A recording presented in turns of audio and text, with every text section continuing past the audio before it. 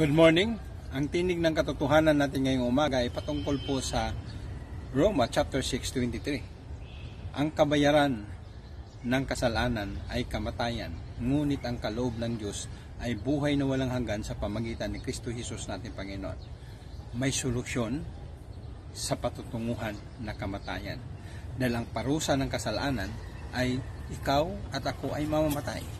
Subalit, ang Diyos ay nagbigay ng isang napakagandang antidote upang ikaw ay magkaroon ng personal na relasyon sa Kanya, at sa pamagitan nito, ikaw ay hindi na mamamatay, kundi mula sa kamatayan ay ililipat doon sa buhay sa pamagitan ng iyong pagkilala sa Kanyang anak na si Jesucristo, ang regalo ng Diyos, ang kordero ng Diyos na nag-aalis ng kasalanan sa sanlibutan.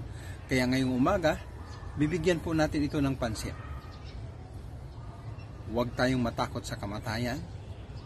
Isuko ang buhay mo kay Jesus at ikaw ay magkaroon ng buhay na walang hanggan. Sa piling niya, magpakay. Good morning.